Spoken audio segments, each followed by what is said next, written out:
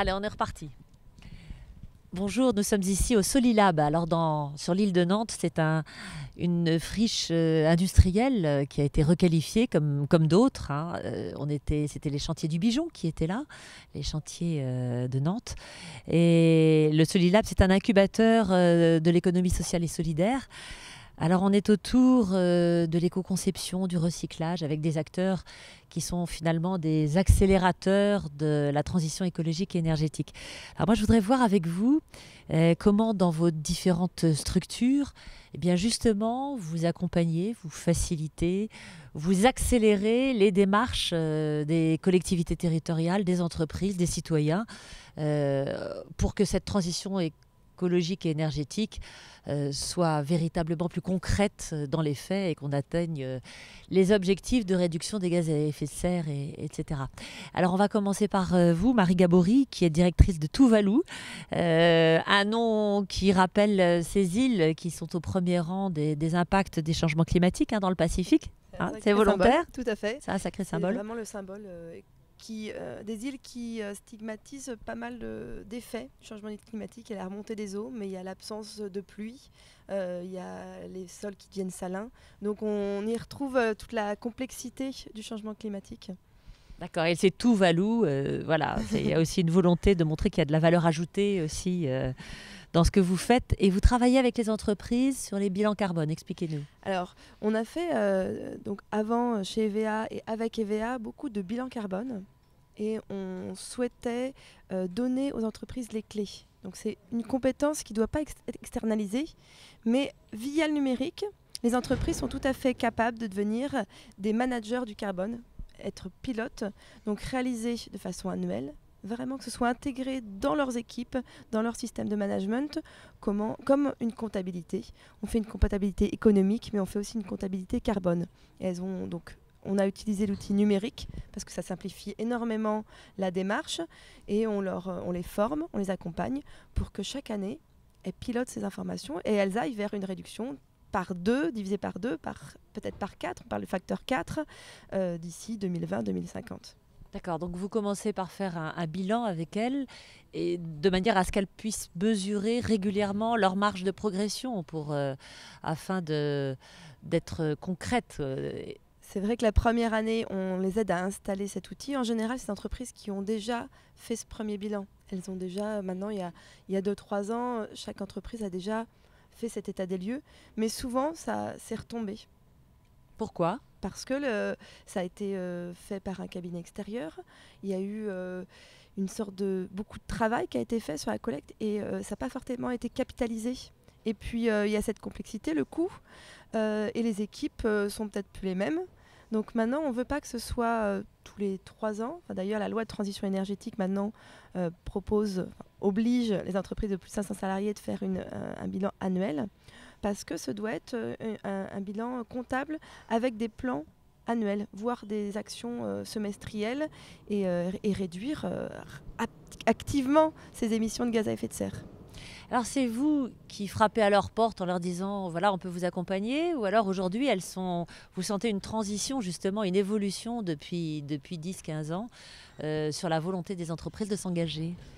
Alors là, il y a une prise de conscience qui est progressive avec même la COP21 fin d'année. On sent que les entreprises se mobilisent. Après, malheureusement, je dois aller frapper à leur porte et leur montrer tout l'enjeu de plus être dans une démarche de constat, mais vraiment d'être proactif et de régulièrement de donner les clés à leurs équipes et que ce soit très transversal. Marie, qu'est-ce que vous attendez de la COP21 ? J'attends qu'elle donne des objectifs très ambitieux aux entreprises. Donc que ce soit acté qu'ils faillent diviser par 2 à minima leurs émissions de gaz à effet de serre et peut-être quelque chose de encore plus contraignant parce qu'on a vu que les bonnes volontés ou les vœux pieux ne suffisent qu'à convaincre une petite partie d'entreprises qui sont déjà convaincues, mais ça ne généralise pas la démarche. Donc quand le carbone deviendra un centre de coût, donc avec un coût de la tonne de carbone émise, ça deviendra vraiment un levier pour réduire ses coûts. L'entreprise cherche à réduire ses coûts avant tout. Donc le coût de la tonne carbone serait un sacré accélérateur. Merci. Fabien Bouton, vous êtes responsable de l'agence nantaise de EVA, qui est un bureau d'études qui, lui, alors, s'occupe plutôt d'accompagner les entreprises dans l'éco-conception de leurs produits. Exactement, oui, c'est ça. Donc on accompagne les entreprises pour faire en sorte que leurs produits soient les plus responsables possibles. Donc j'entends par produits, les produits et les services également. Donc effectivement l'objet en tant que tel, mais aussi les services associés pour la mise en place de ces produits. Donc l'idée depuis 10 ans, c'est de faire en sorte que les entreprises puissent devenir de plus en plus autonomes aussi sur ces sujets-là, parce qu'on sent qu'il y a une évolution aussi de la demande sur ces sujets-là, de ne pas forcément faire appel toujours, d'un point de vue économique aussi, de faire toujours appel à des consultants extérieurs, mais d'internaliser la compétence aussi pour réaliser l'éco-conception elle-même. Donc ça passe par des outils qui permettent de faire de l'évaluation environnementale, donc d'identifier les enjeux environnementaux sur le cycle de vie de leurs produits. Donc, qu'est-ce que c'est qui impacte le plus? Est-ce que ce sont les matériaux, la fabrication, les transports, l'usage ou même la fin de vie? Et donc, à partir de ces constats-là, d'identifier des solutions qui permettront d'optimiser les impacts. Voilà. D'accord, et parce qu'effectivement, les entreprises ont besoin d'avoir de véritables mesures. Attends, excuse-moi, mais l'accompagnement des entreprises, et dans vos métiers, il y a de nouveaux métiers qui émergent. Et on a l'impression aussi que finalement, ça fait le numérique, enfin, ces outils numériques, donc font appel, j'imagine, à des informaticiens. Quel est le profil des gens qui travaillent dans vos entreprises, dans vos structures? Alors les profils sont pas du tout informaticiens. Pas du tout informaticiens. Au contraire, ce sont des profils d'ingénieurs environnement. Donc on a une culture vraiment de la conception de produits avec une dimension environnementale, avec parfois des spécificités sur les matériaux, la chimie, qui permettent justement d'aller de manière les plus fine à la mesure de l'impact d'un produit, des enjeux liés à des peintures, de la chimie intégrée, etc., ou des formulations quand on parle de recettes ou de cosmétiques. Par contre, effectivement, on fait appel également à des informaticiens. Donc on a un informaticien chez EVA, mais également on fait appel à des personnes extérieures pour nous aider à développer des solutions logicielles qui permettent d'intégrer des bases de données avec des facteurs d'émission et donc de faciliter la mise en place de l'éco-conception. Donc de réaliser des calculs plus simplement qu'avec des outils experts ou des formules d'ingénieurs. Donnez-nous des exemples d'objets, enfin d'entreprises et d'objets auxquels vous avez collaboré. Alors, nous sommes à Nantes, donc on va parler d'objets nantais. Donc on accompagne des entreprises dans le secteur des machines agricoles, par exemple, pour éco-concevoir des machines peut-être du futur. Donc ça va effectivement d'objets comme des engins de manutention jusqu'à du packaging pour des petites entreprises, des PME locales. Donc c'est très très large en fait notre intervention, parce qu'on intervient également pour les chantiers navals de l'Atlantique aussi, sur des sujets d'évaluation environnementale ou même d'éco-conception pour intégrer des solutions éco-innovantes dans des bateaux de demain aussi. Donc c'est une intervention très large. Donc donner des exemples précis serait peut-être un peu réducteur. Donc effectivement, plutôt montrer une palette de nos interventions pour dire qu'on intervient à la fois sur des produits très grande consommation, des packaging, des produits comme des compotes par exemple, jusqu'à des produits très très très techniques qui vont des sous-marins ou même des bateaux. Alors on est à une époque où ça y est, toutes les entreprises ont bien compris qu'elles avaient besoin d'éco-concevoir, ou alors il faut encore convaincre de la nécessité de passer par cette phase? Alors, il y a un peu des deux. Je pense que les entreprises sont de plus en plus convaincues, oui. Par contre, il y a le pas à franchir pour y aller. Il y a encore le frein économique qui fait que parfois, quel est le bénéfice, on va dire, économique de lancer une démarche d'éco-conception, à la fois pour mon entreprise, mais aussi pour le consommateur ou pour le client finalement. Parce qu'en fait, il ne faut pas qu'un produit coûte plus cher parce qu'il est éco-conçu. Ça, c'est pas une volonté de la démarche. Donc il faut trouver les bons leviers pour qu'on puisse trouver le bon levier d'éco-conception pour pas que ce soit plus cher, mais en même temps que ce soit performant d'un point de vue environnemental. Voilà. Donc ça, c'est un levier et un frein qui est très important. Qu'est-ce que vous attendez de la COP 21 ? Un peu comme Marie, c'est des objectifs, ne serait-ce que des objectifs clairs pour que les entreprises puissent se lancer sur ces sujets-là. Et c'est aussi simplement de partager aussi des retours d'expérience aussi pour que celles qui ne sont pas encore convaincues le deviennent et surtout qu'elles puissent avoir du coup qu'elles puissent se dire c'est simple de mettre en place l'éco-conception et donc je peux me lancer avec des coûts raisonnables, avec des outils raisonnablement conçus, faciles à utiliser, que je peux intégrer et généraliser dans mon entreprise. C'est ça, mais en fait c'est aussi une occasion, une opportunité pour mieux faire comprendre vos métiers, j'imagine, sur votre territoire.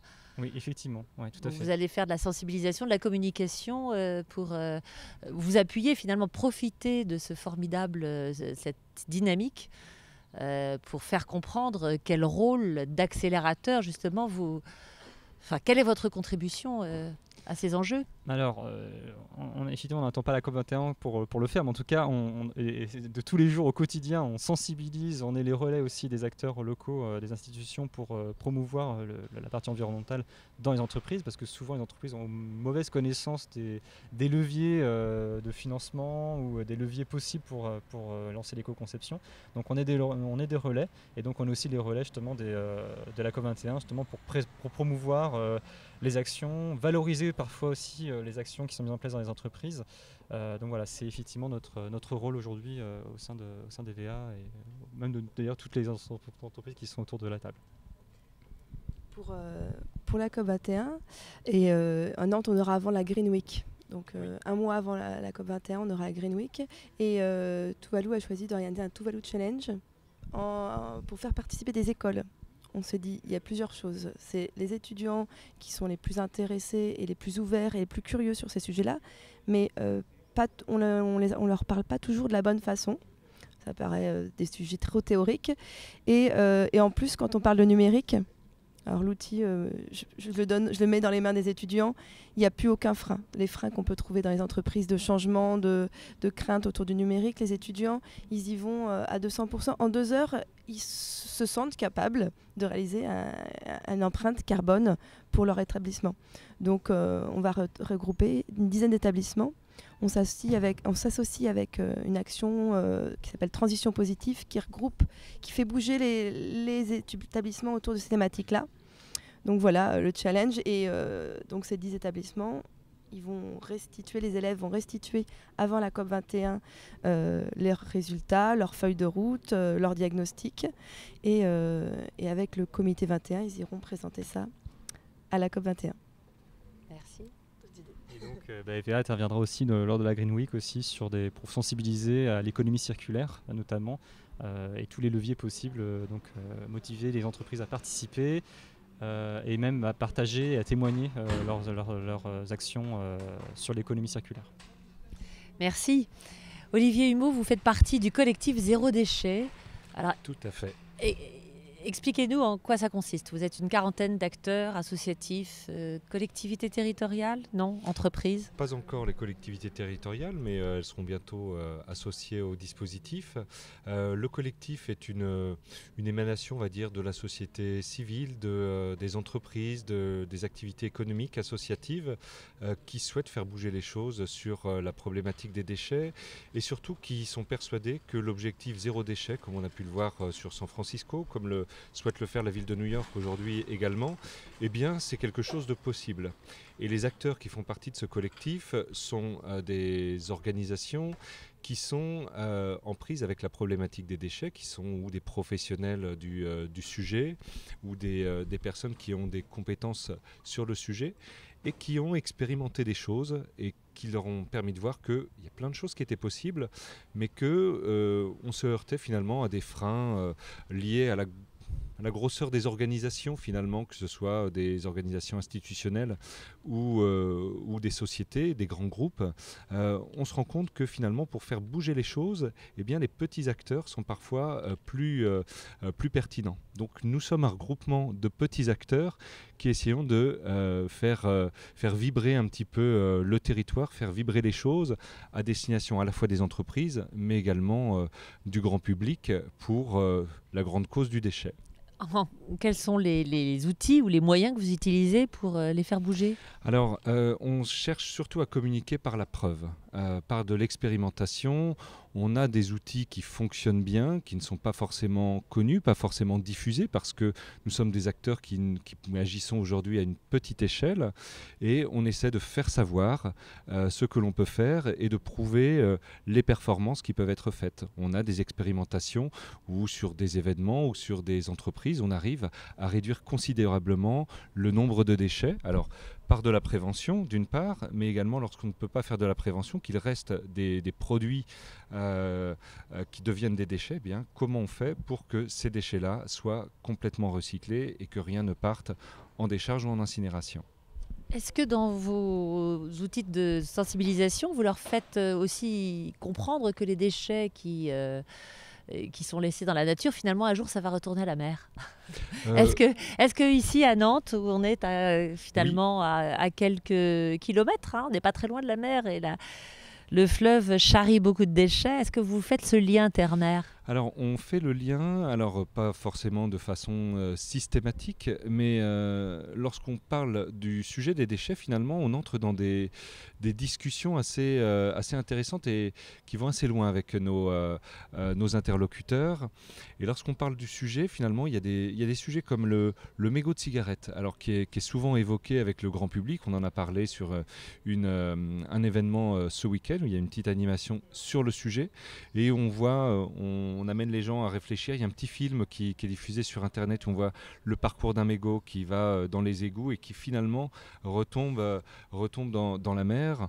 On a parlé de ce qui se passait au festival de Cannes, notamment. Il y a beaucoup de déchets sur une période très courte. Et quand on va voir le fond de la mer au large de Cannes après cet événement, eh bien, c'est sans surprise. On se retrouve avec beaucoup de choses qui finissent au fond des océans. Et je crois que les gens sont maintenant tous conscients du continent de plastique qui flotte un petit peu partout, des continents de plastique qui flottent un petit peu partout. Donc on essaie aussi de travailler sur ces sujets-là et on rencontre beaucoup de gens qui s'intéressent à ces problématiques, qui essaient d'avancer sur des solutions techniques de recyclage des plastiques complexes ou des mélanges de plastiques, puisque ce continent-là, il faudra bien le traiter un jour. Quand on parle de déchets avec des collectivités territoriales, des entreprises ou des citoyens, ils disent oh là là, c'est compliqué, ras-le-bol, ça c'est jamais partout pareil, etc. J'imagine que c'est un discours que vous entendez quotidiennement. Comment participez-vous à essayer justement de faire en sorte que ça s'améliore, ce système? Est-ce que vous allez vous remonter jusqu'à finalement la source des décisions, finalement, sur l'organisation de la gestion des déchets sur le territoire? Alors c'est un objectif, c'est un peu complexe parce que on a affaire à des organisations administratives qui sont compliquées. On est sur des communautés urbaines qui ont les compétences déchets et la décision remonte assez haut et fait appel à différents services qui n'ont pas forcément toutes les transversalités qu'on pourrait imaginer. Enfin, ce qu'on comprend bien aujourd'hui puisque ce sont des organisations importantes. C'est assez complexe effectivement de faire bouger les choses, d'autant plus que, comme vous le citiez, on a des règles de fonctionnement sur le tri des déchets qui ne sont pas forcément communes à toutes les collectivités. Donc il y a des initiatives qui sont faites là-dessus pour essayer d'harmoniser un peu les choses, mais aujourd'hui ça reste assez complexe. Peut-être que la COP21 peut être une occasion d'agir sur ce levier-là.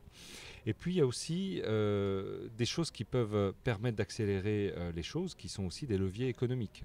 Aujourd'hui, on a des leviers qui sont économiques, fiscaux, qui ne sont pas assez développés. On n'a pas suffisamment, nous trouvons en France et même à Nantes, des outils économiques qui permettraient de donner une carotte à ceux qui font bien et un bâton à ceux qui n'ont pas envie de bouger sur ces sujets-là.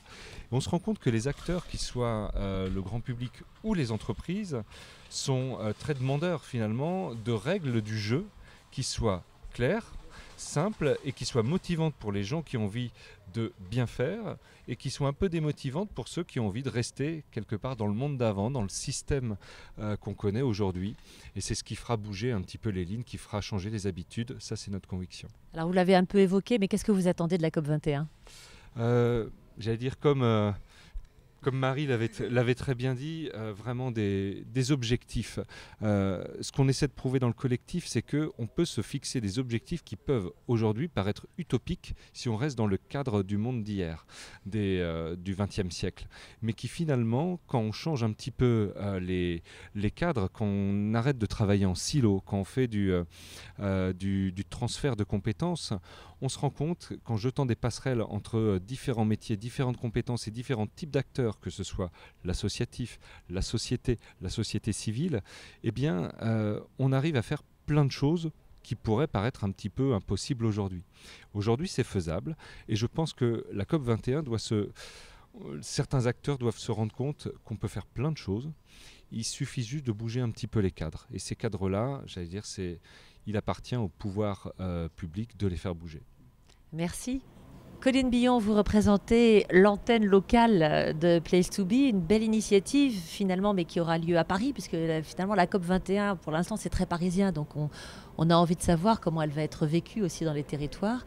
Et vous êtes un acteur qui va la faire vivre ici à Nantes. Oui, bonjour. Donc, de ma propre expérience en ayant vécu la COP20 l'an dernier à Lima, il y a eu beaucoup d'échos des régions alentours justement de la capitale qui voulaient s'investir du côté de la société civile sur les questions traitées pendant les négociations et qui ont été très frustrés de ne pas pouvoir faire écho de leur voix. Et donc un peu dans le même cadre cette année, il y a eu beaucoup d'ampleur autour du projet Place to Be, d'avoir un autre récit autour des enjeux du climat. Et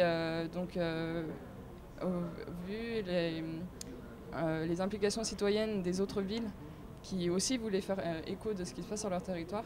Il y a l'idée donc d'avoir des antennes régionales du projet de Place to Be. Et donc à Nantes, et après je suis aussi en coordination avec les autres villes pour qu'on se fasse écho entre nous. L'idée c'est de faire écho donc, sous une autre forme que des médias originaux sur les initiatives qui se passent autour du territoire, des solutions durables vers la transition écologique. Et en même temps aussi pendant la Green Week, notamment d'avoir un espace qui permette de réunir des acteurs de disciplines totalement distinctes, que ce soit par exemple des journalistes, des infographistes, des designers, des écoles, qui vont traiter d'une thématique particulière et investir ce lieu, par exemple l'eau, qu'est-ce qui les inspire et quelles solutions ou quelle occupation de l'espace public peuvent-ils faire pour interpeller le citoyen. Donc vous allez éventuellement relayer les initiatives qu'on vient d'évoquer. En fait, il y a un travail qui se fait pendant toute l'année de relais, de relais des initiatives et de relais des activités porteuses de solutions innovantes. Et aussi pendant la conférence, d'avoir un lieu sur Nantes qui fasse écho avec Paris. Donc on peut avoir accès à la fois aux résultats des négociations entre guillemets qui est relié sur le lieu de Paris et nous faire écho de ce qui se passe ici pour montrer aussi les solutions et que les mouvements citoyens et au-delà des mouvements citoyens entre société civile, associatifs, entreprises, institutions essayent d'être porteurs de solutions. Vous évoquiez le fait que vous étiez à Lima pour la COP20. Oui. Est-ce que de l'avoir vécu de l'intérieur, ça vous donne de l'espoir pour la COP21 ou alors vous dites oh là là, cette histoire elle n'est pas gagnée? Et à Lima, ce qui était un peu particulier, c'est que j'étais sur le côté de l'organisation du sommet des peuples, donc le côté organisation de la société civile, qui est en parallèle de la COP20, de la COP en elle-même, des négociations internes. Donc on était un peu le outside. Ce qui est le côté très encourageant et positif, dirons-nous, c'est qu'il y a énormément de monde qui est venu des communautés plus reculées, qui ont vraiment des questions vitales, qui sont venus présenter là-bas et qui sont venus défendre et qui attendaient des choses. Après, le côté plus délicat, c'est vraiment le blocage des avancées, des résultats qui ont été assez peu encourageants et finalement des communautés ou des États qui restent encore à la marge de tout ça. Quand vous parlez de côté vital, de solutions vitales et de sujets vitaux, vous évoquez quoi? L'eau, oui, surtout l'eau. L'alimentation, c'est quoi? Il va y avoir, si je prends un exemple sur le cas du Pérou, parce qu'on était au Pérou, des communautés qui sont à la fois complètement impactés par des activités d'extraction pétrolière ou d'extraction minière, et qui en sont totalement dépendants aussi, parce que c'est eux-mêmes qui travaillent sur les lieux, c'est eux-mêmes qui ont leur santé affectée, qui n'ont plus d'accès à l'eau, qui sont amenés à avoir à changer de lieu de vie, parce qu'ils n'ont plus accès à ces ressources propres, ils n'ont plus accès à la pêche, etc. Donc ça, c'est aussi des témoignages forts qui viennent démontrer et qui montrent que c'est eux les premiers impactés et que les solutions doivent être urgentes. Et même s'ils en font à leur propre échelle, ils sont source de solutions, mais ils ont besoin d'un soutien au-dessus d'eux. Est-ce que d'avoir vécu cette expérience-là vous fait dire que finalement les solutions ou les problématiques ici à Nantes ne sont pas celles des Péruviens? Au contraire, il y a quand même finalement une communauté d'enjeux. Les problématiques sont les mêmes. Après, c'est l'approche qui est totalement différente quand on parle des déchets ou des transports. En soi, les questions des transports...